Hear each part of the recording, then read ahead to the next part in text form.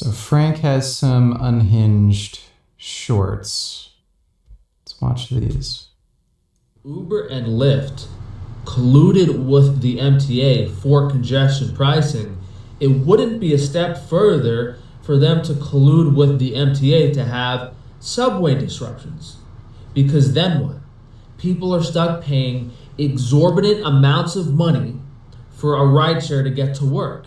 Imagine 200, 300, 400 people have to pay $150 a pop for a taxi into Manhattan.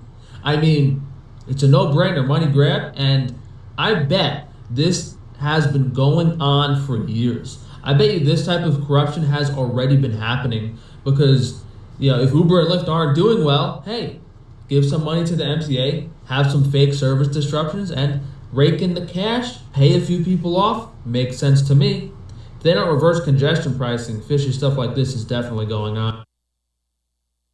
About this whole congestion pricing. CDG Donate Tellers, Frank looks like the Joker now. Yeah, he kind of does. Thanks for the donation, CDG. Is that these rideshare companies, Uber and Lyft, cause the congestion in the first place, not the commuters.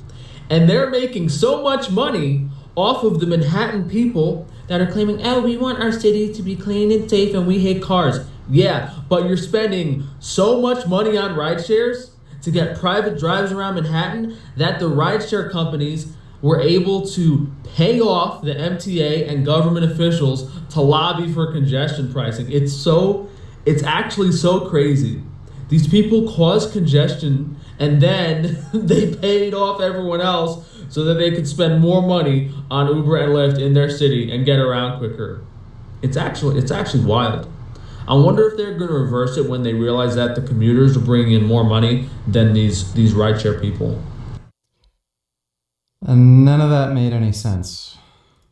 That Trump might stop the congestion pricing, but the reason they're not adamant about this or making it matters of fact is because this is their backup plan.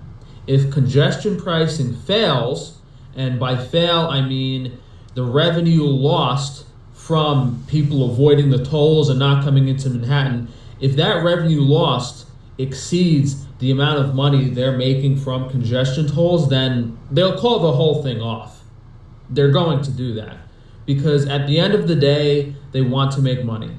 And if all of the other elite-owned businesses and revenue streams in the city are suffering so much, then they're going to pull back congestion pricing and figure out another way to tax people, because the only way congestion pricing works for them is if they probably did the math themselves, but they need the majority, 80, 90, 95% of people to keep coming into the city.